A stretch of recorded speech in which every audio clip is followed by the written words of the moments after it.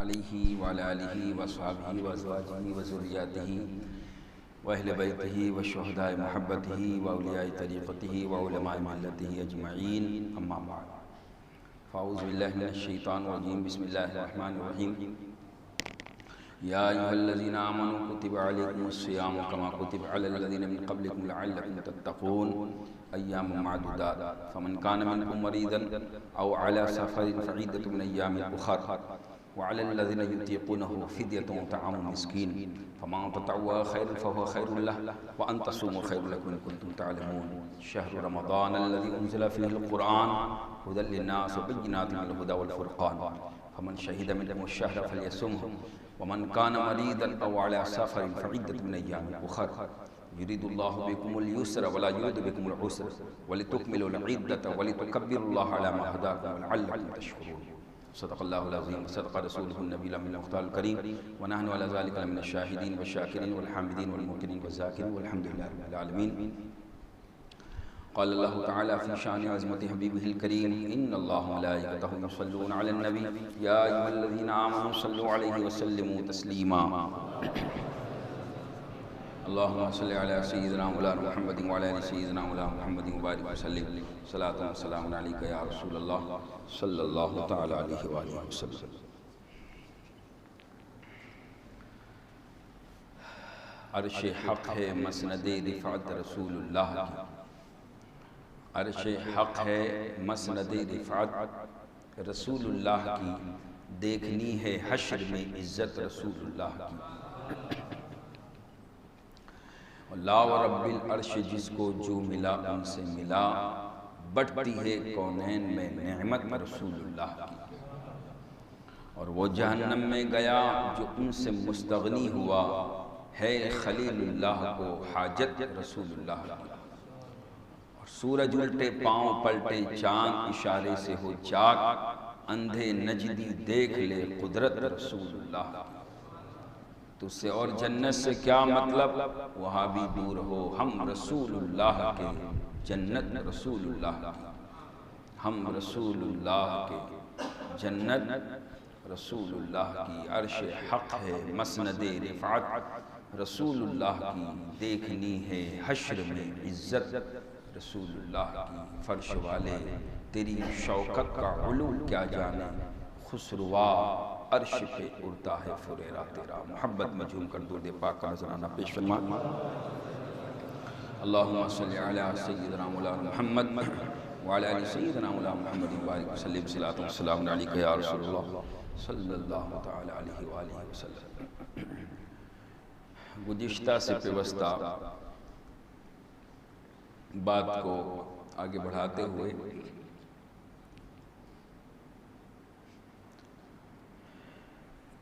کہ سورۃ البقرہ کی یہ 183، 184 اور 185 ان تین آیت کریمہ کا تلاوت کرنے کا شرف حاصل کیا، اور ان تینوں آیتوں کا مضمون خاص طور سے ماہ صیام اور ماہ رمضان، ماہ نزول قرآن یعنی اسی مہینے کے تعلق سے کہ اللہ تبارک و تعالیٰ نے ارشاد فرمایا کہ اے ایمان والو، تم پر روزے فرض کیے گئے جیسے کہ تم سے اگلی امتوں پر فرض کیے گئے تھے۔ اب جیسا کہ گزشتہ جمعۃ المبارک کو آپ نے سنا کہ رمضان کی روزے کی فرضیت مدنی دور میں نازل ہوئی، مکی دور میں کوئی عبادت فرض نہیں ہوئی تھی۔ مکی دور میں صرف جب حضور ہجرت سے پہلے معراج میں تشریف لے گئے تو پہلے نماز فرض ہوئی، اور پھر ہجرت فرما کے جب مدینہ تشریف لائے تو رمضان مبارک کے مہینے کے روزے کی فرضیت بعد میں ہوئی، پہلے زکوٰۃ فرض ہوئی۔ اور مفسرین فرماتے اس مہینے کی فرضیت بھی بعد میں ہوئی، پہلے جو حکم تھا فرضیت کا وہ عاشورے کے روزے کا حکم تھا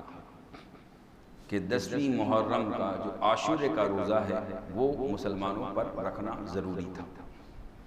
اور اس کے بعد پھر جو ہر مہینے کی 11، 12،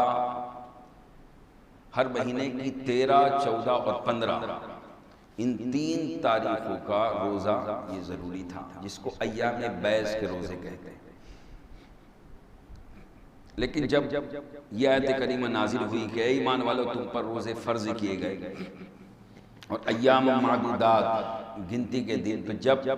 رمضان مبارک کے روزے کی فرضیت نازل ہو گئی تو اب عاشورے کا روزہ وہ بھی نفل اور سنت ہو گیا، اور ہر مہینے کی 13، 14 اور 15 ایام بیض کا روزہ وہ بھی نفلی اور سنت ہو گیا۔ اور ایسے مفسرین نے فرمایا کہ پہلے کی امت پر بھی فرض تھے، چونکہ اللہ نے فرمایا کما کتب علی الذین من قبلکم، تم سے پہلے بھی امتوں پر فرض تھا روزہ۔ یہ اور طریقے ان کے رکھنے کا طریقہ الگ تھا کہ اس زمانے میں روزہ رکھا جاتا تھا، لیکن جیسے ہی بندہ رات کو سو جائے، اب وہ چاہے کبھی بھی سو جائے، اب اس کے بعد وہ نہ کھا سکتا تھا، نہ پی سکتا تھا، نہ وہ اپنی جائز لذت پوری کر سکتا تھا۔ یعنی رات کو سورج کے غروب ہونے کے بعد جب بھی وہ سو جائے تو پھر اس کے بعد یعنی سحری کا تصور نہ تھا۔ لیکن رسول پاک صلی اللہ علیہ وسلم کا یہ صدقہ ہے کہ آپ کی امت کو سحری کا صرف حکم ہی نہیں دیا، بلکہ رسول پاک نے فرمایا تسحروا، سحری کیا کرو، اس میں برکت ہے۔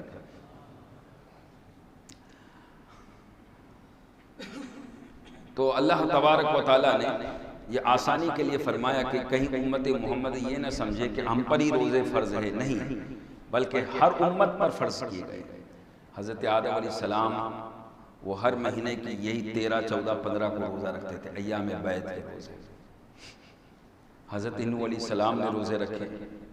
حضرت موسیٰ علیہ السلام ان پر اور قوم موسیٰ پر یعنی یہودیوں پر روزے فرض ہوئے۔ بعض روایت میں عاشورے کا روزہ فرض تھا، اور بعض روایت میں یہاں تک ملتا ہے کہ ان پر بھی رمضان کے روزے فرض تھے۔ اور ایسے ہی عیسائیوں پر اور امت عیسیٰ پر رمضان کے روزے فرض تھے۔ لیکن جیسا کہ میں نے عرض کیا تھا کہ موسم جب گرمی کا آتا تو وہ اس کو بدل کے ٹھنڈی میں کر دیتے اور پھر دن اور بڑھا دیتے، 40، 50 روزے رکھتے، کہا ہم نے تبدیل کر دیا۔ لیکن ان تمام تبدیلوں کو اسلام نے ختم فرما دیا اور اب فرما دیا کہ نہیں، اب جو گردش لیل و نہار ہے یہ جب سے کائنات بنی تھی وہاں سے جو چلی تھی، اب اسلام کے آنے کے بعد اب اسی حساب سے یہ گردش لیل و نہار چلتی رہے گی اور قیامت تک اسی حساب سے چلتی رہے گی۔ اب اس کو کوئی بندہ اپنی طرف سے تبدیل نہیں کر سکتا، بدل نہیں سکتا۔ یعنی کوئی یہ نہیں کر سکتا کہ یہ رمضان کا مہینہ ابھی اگر گرمی میں ہے تو چلو سردی میں منا لیں، یہ اب نہیں ہو سکتا۔ اس لیے اللہ تبارک و تعالیٰ نے قرآن پاک میں واضح طور پر فرما دیا کہ اے ایمان والو تم پر روزے فرض کیے گئے جیسے تم سے اگلی امتوں پر فرض کیے گئے تھے۔ اب یہ فرض کیوں کیے گئے، ایک سوال پیدا ہوگا۔ یہ کھانا پینا، یہ چھوڑ دینا، بھوکا پیاسا رہنا اور اپنے آپ کو جائز لذت سے بچائے رکھنا، آخر اس کا فائدہ کیا ہے؟ کیا خدا کو ہمارے بھوکے پیاسے رہنے کی ضرورت ہے؟ تو کہا نہیں بھائی، بندہ چاہے کھائے نہ چاہے نہ کھائے، چاہے بھوکا رہے چاہے پیاسا رہے، خدا تو صمد بے نیاز ہے، اسے تو کوئی حاجت نہیں۔ تو پھر ہمیں حکم کیوں دیا؟ تو فرمایا لعلکم تتقون، تاکہ اے بندو تمہیں تقوی حاصل ہو جائے۔ روزے کا مقصد تقوی حاصل کرنا، یعنی بندہ جب بھوکا پیاسا رہتا ہے اور جب جائز لذت سے اپنے آپ کو بچاتا ہے تو پھر اسے اللہ کا تقوی نصیب ہوتا ہے، کیونکہ اس کا نفس جو ہے وہ گناہ کی طرف مائل ہونا کم ہوتا ہے اور اس کی روح جو ہے اس کو تازگی ملتی ہے اور وہ خدا کے ذکر کی طرف مائل ہوتی ہے۔ روزے کا اصل مقصد وہ یہ ہے کہ انسان کے اندر جو نفسانی خواہشات ہے، جو نفس کی خواہشات ہے،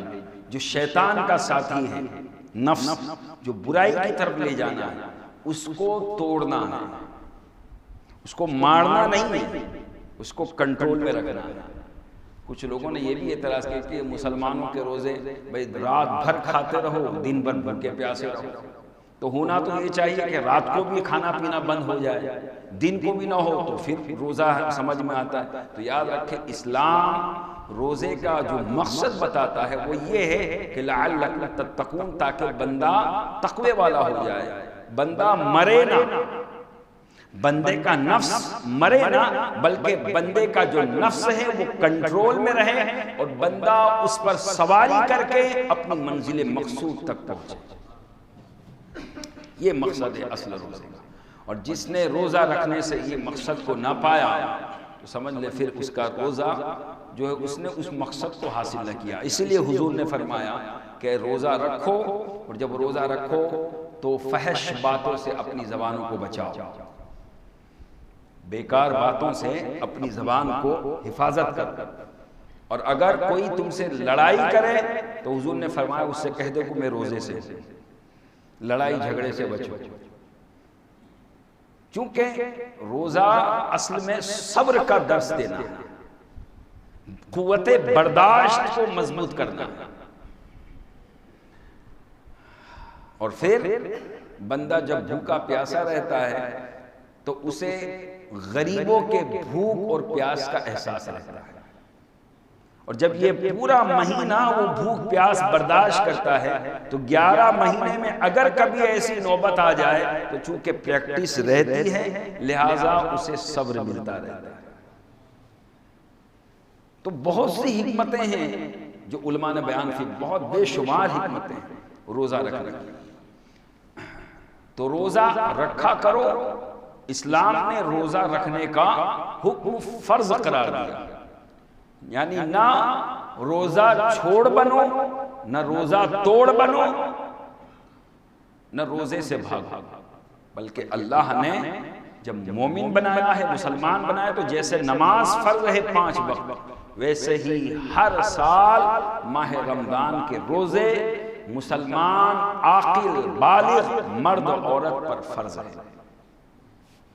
اگر کوئی جان بوجھ کے روزے کو چھوڑ دے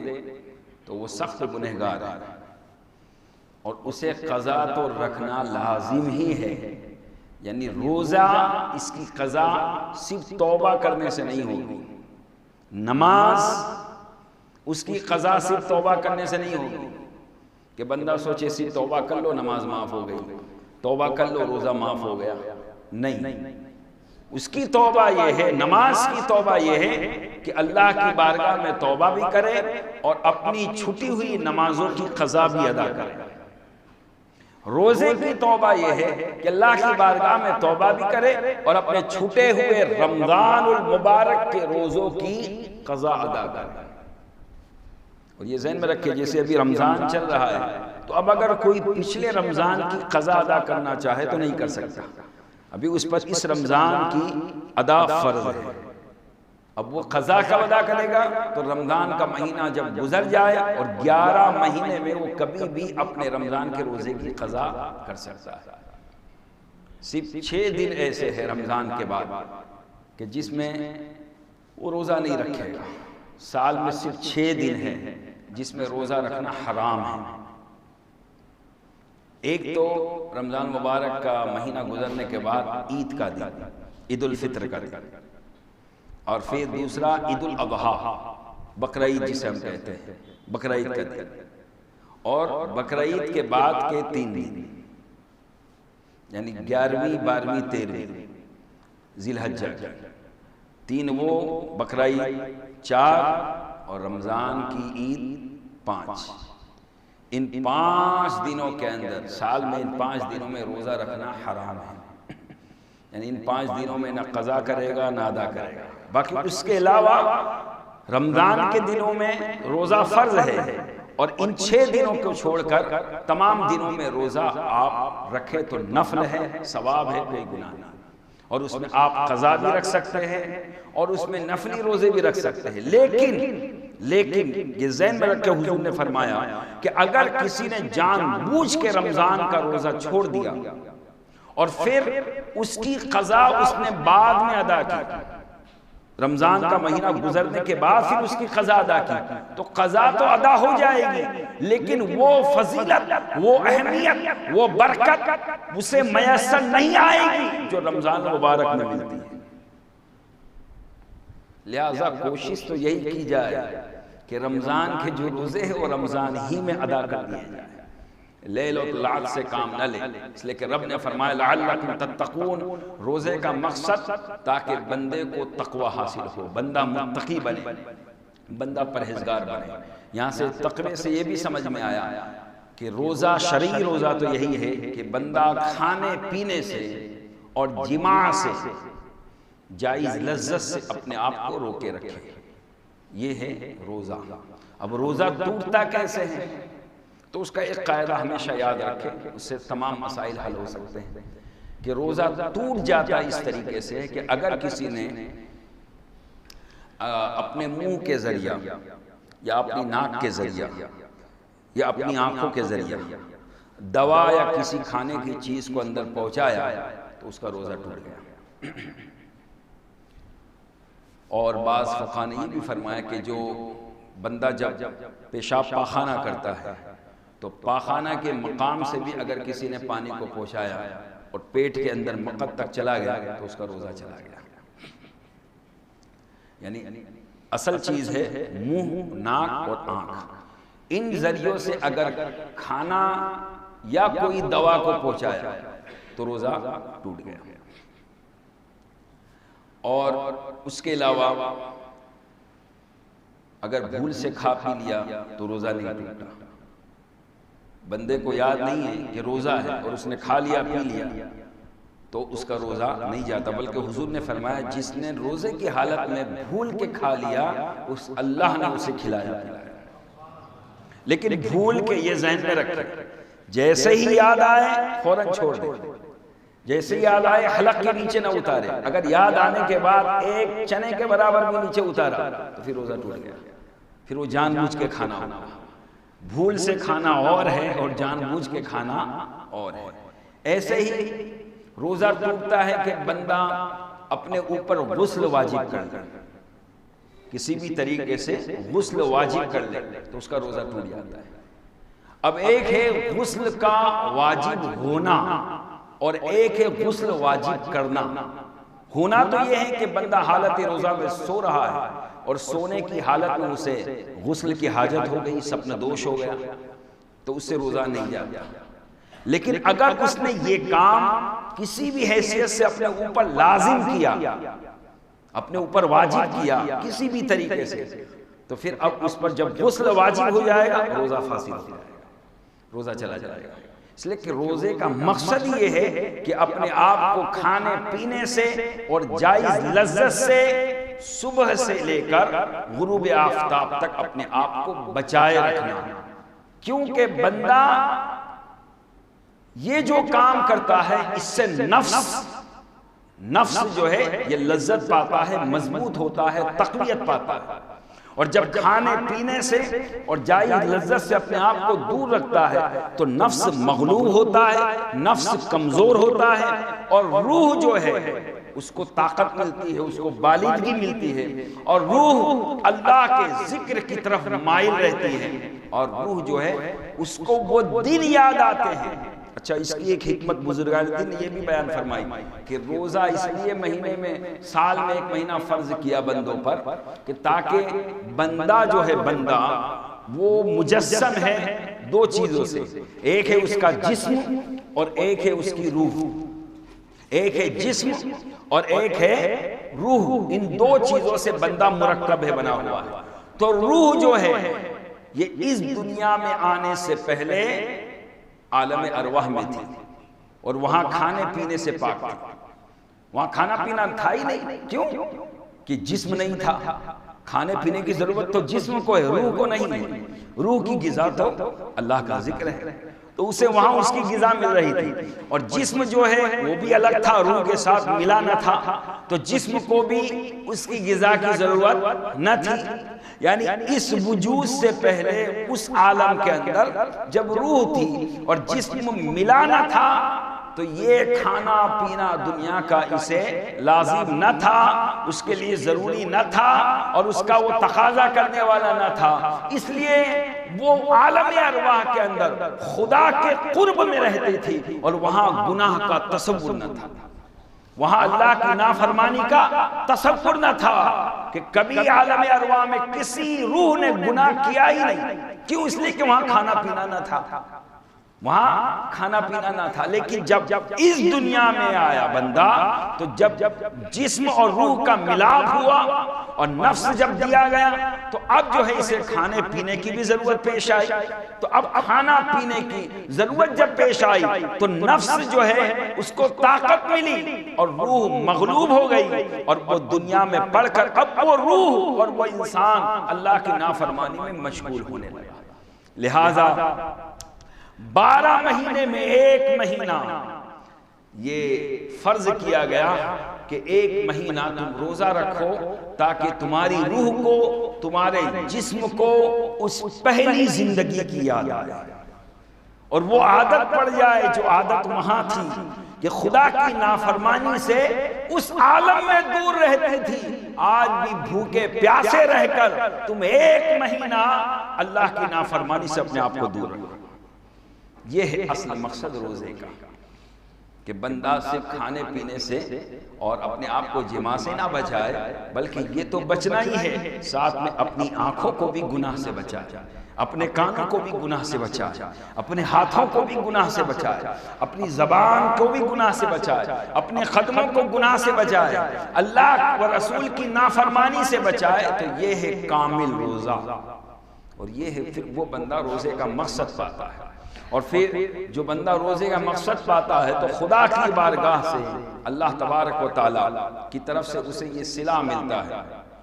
کہ حضور نے فرمایا کہ جنت میں کئی دروازے ہیں، اور ایک دروازہ خاص ہے جو صرف روزے داروں کے لیے، صرف روزے داروں کے لیے۔ اس دروازے سے صرف وہی داخل ہوگا جس نے دنیا میں نہ روزہ چھوڑا ہوگا، نہ روزہ توڑا ہوگا،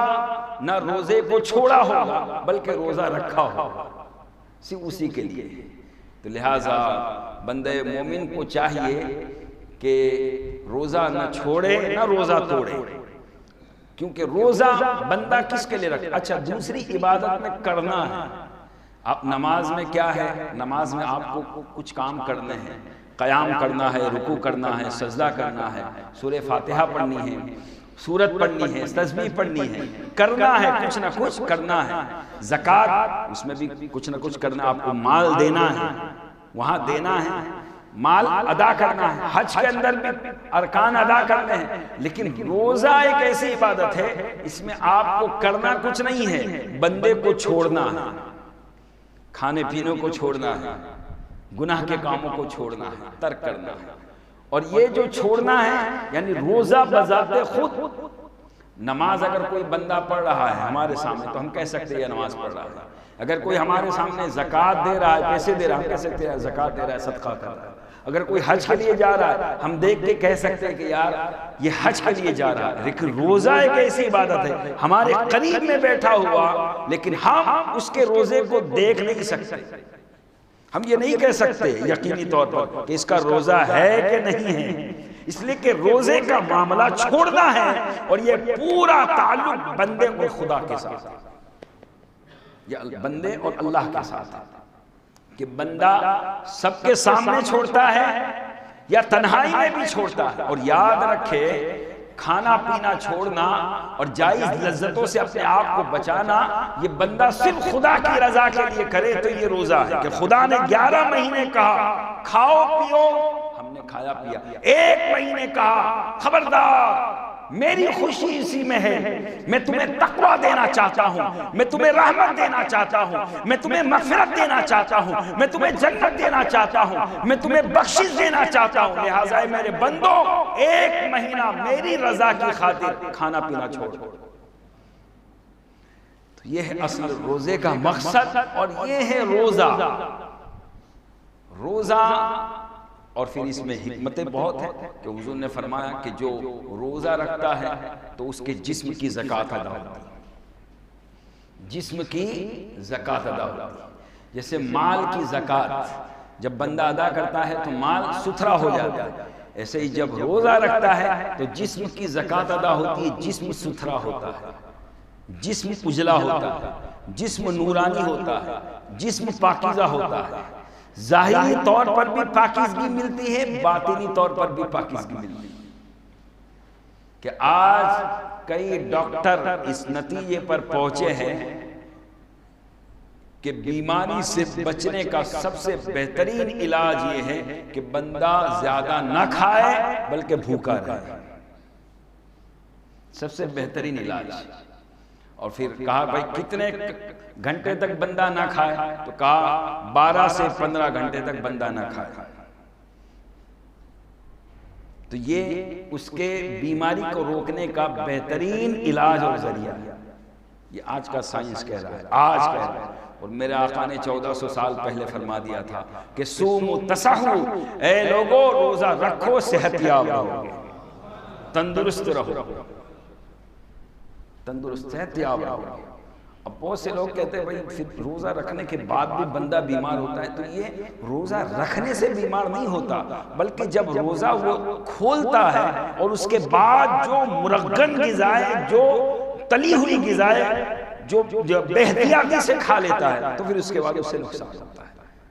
ورنہ کھانا پینا چھوڑنے سے بذات خود روزہ کوئی نقصان دہ چیز نہیں ہے، بلکہ روزہ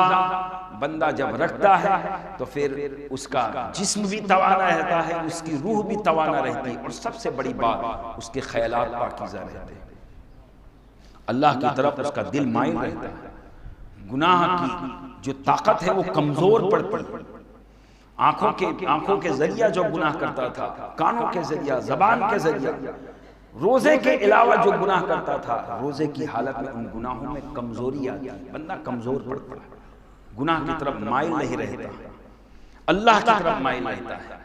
اور یہ سب جو ہے صدقہ ہے روزے کا۔ تو لہٰذا رب نے فرمایا ایمان والو تم پر روزے فرض کیے گئے جیسے تم سے اگلوں پر فرض کیے گئے، تاکہ تم تقوی حاصل کرو۔ اور یہ کتنے دنوں تک ہے؟ ایام معدودات، گنتی کے چند دن ہیں، گنتی کے چند دن۔ اب یہ گنتی کے چند دن کا یہ تو بھائی 30 دن ہے، 29 دن ہے، تو گنتی کے چند دن، تو یہ سال کے حساب سے گنتی کے چند دن، کہ سال میں آپ 365 دن یا 355 دن قمری لحاظ سے جب بنتے ہیں، تو اس کے مقابلے میں 29-30 دن یہ گنتی کے دن ہیں۔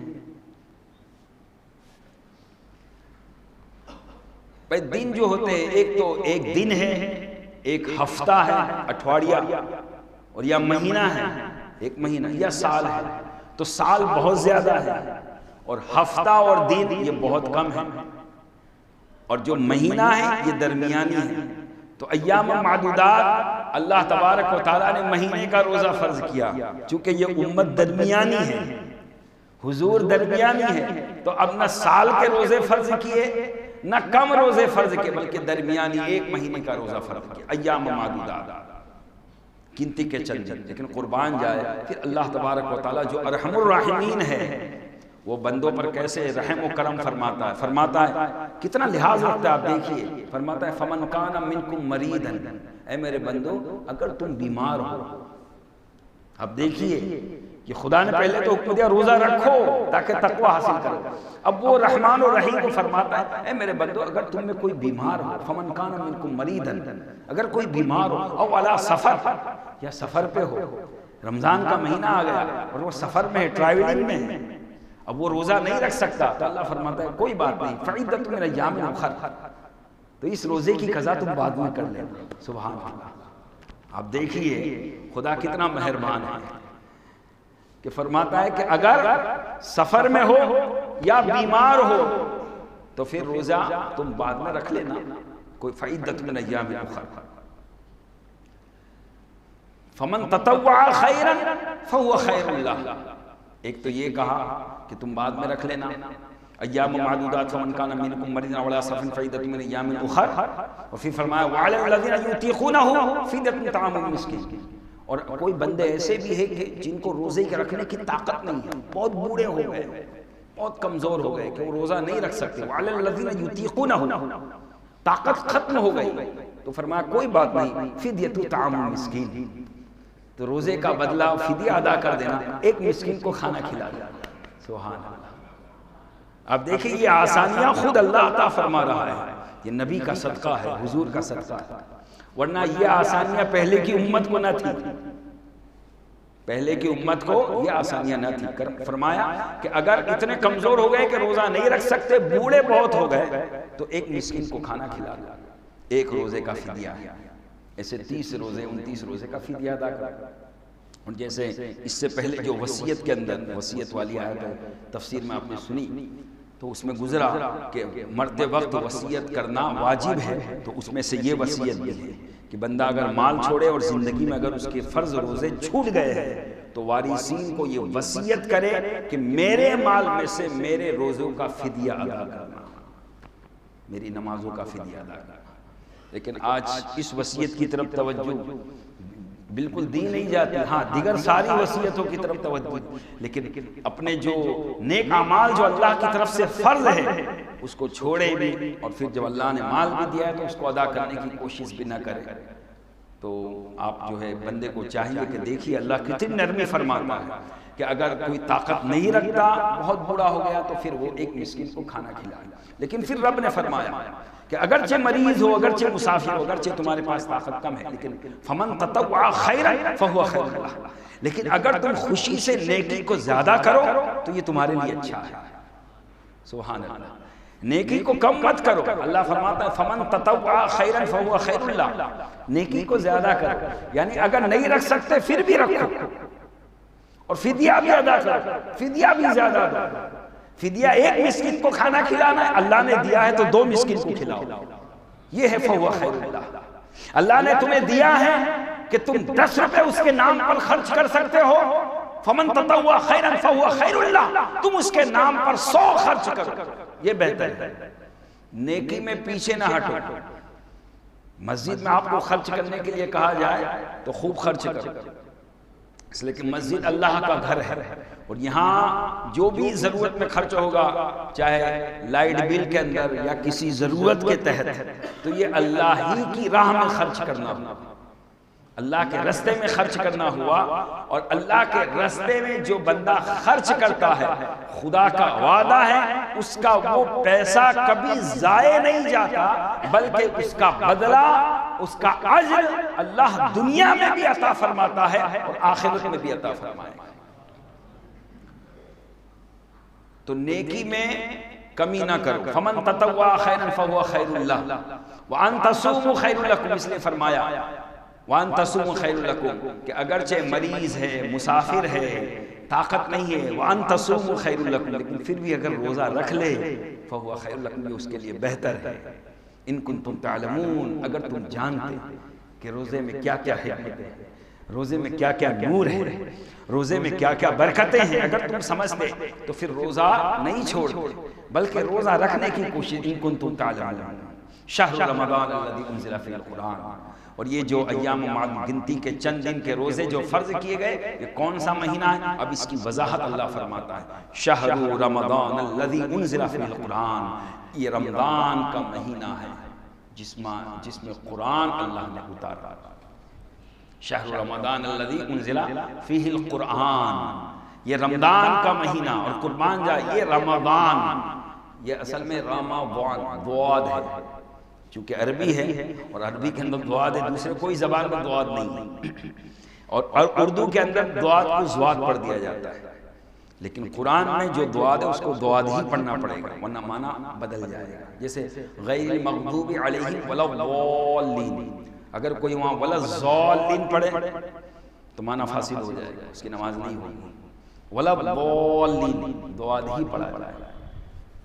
اور پورے قرآن میں آپ دیکھئے مہینوں کا ذکر تو ہے، لیکن کسی مہینے کا نام وضاحت کے ساتھ، صراحت کے ساتھ بیان نہیں کیا اللہ نے۔ صرف ایک مہینے کا نام وضاحت کے ساتھ بیان کیا، وہ ہے شہر رمضان، رمضان کا مہینہ، شہر رمضان، رمضان کا مہینہ، انزل فیہ القرآن، جس میں اللہ نے قرآن کو اتارا۔ تو یہ وہ مبارک مہینہ ہے جو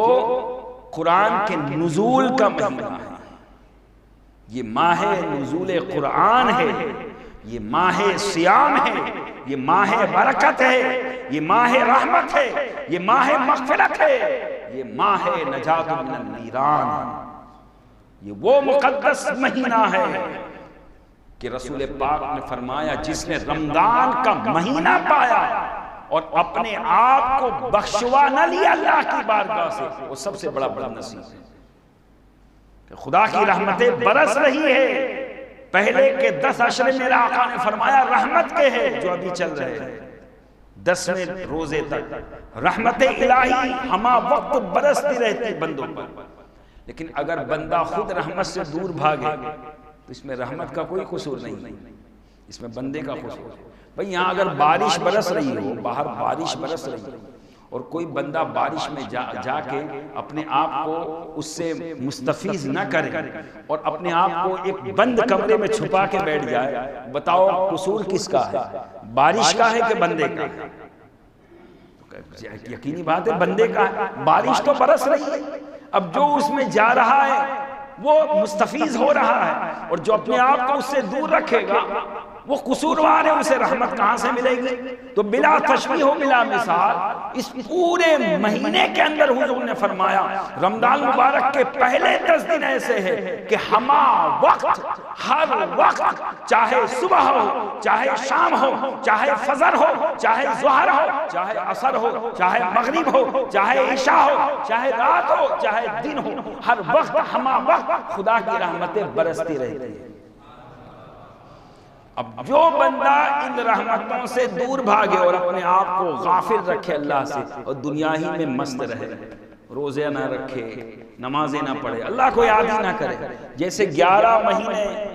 جیسے زندگی گزارتا تھا ایسے ہی اس مہینے میں بھی زندگی گزارتا رہے، تو بتائے پھر اسے رحمت الہی سے کہاں حصہ ملے؟